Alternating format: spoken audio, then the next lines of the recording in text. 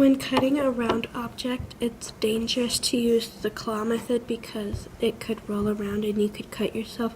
So when cutting a round object, you would use the tunnel method, which is similar to the claw method but safer when cutting a round object. I'm cutting it on this side because this side has bumps and it would roll around. So when I'm cutting it, I use the tunnel method, and you make a tunnel with your hand and then you cut it. Why you rolling me? Oh, it's a heart. This is how you pass a knife. Always handle first. Thank you. Always hold it by the dull side. Thank you. You never pass it like this because it can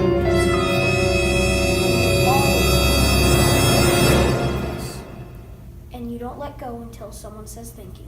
Thank you. Thank you.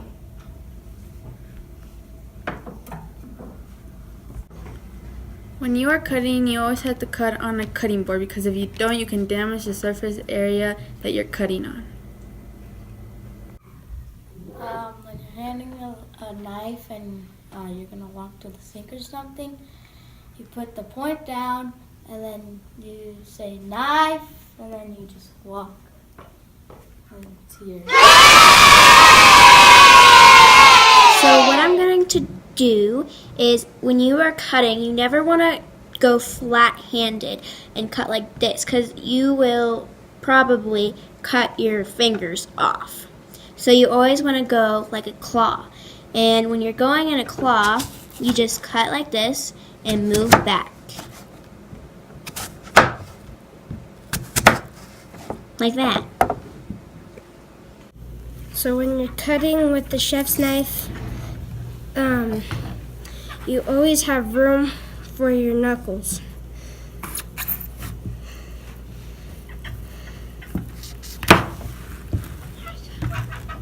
When you're using a little knife, you don't have room for your knuckles. There you go.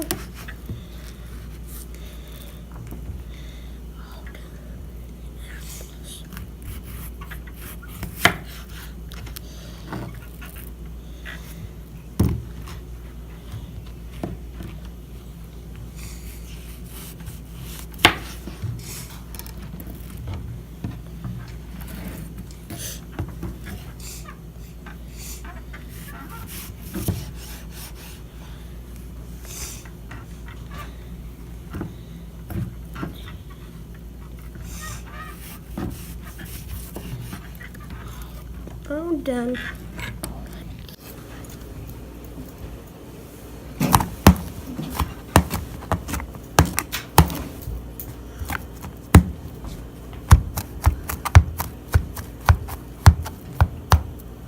As soon as you're done cutting, you always want to wash it as soon as you can. And sometimes, if you're cutting...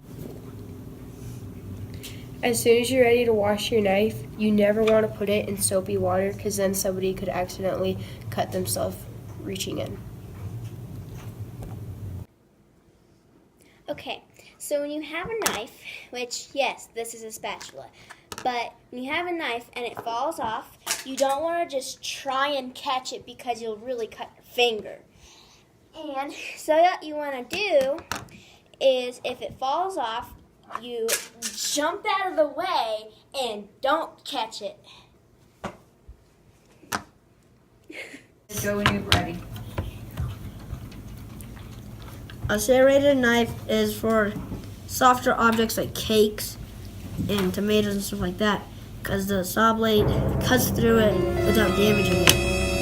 Unlike like the chef's knife that cuts through it and damages it, like this.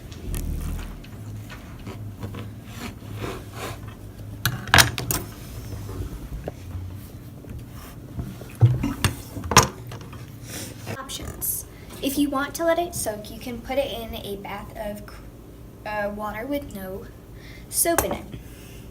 Or if you need to let it soak with soap in it, you can take a pitcher or a large glass. You can put your knife in it and let it soak. When you are washing your knife, you should always rinse it first. And then you want to take your rag or your sponge and run it on the dull side of the knife. Then you can work on the handle, and then you can set it on a drying rack. You can also use sponges and this handle sponge to clean the knife.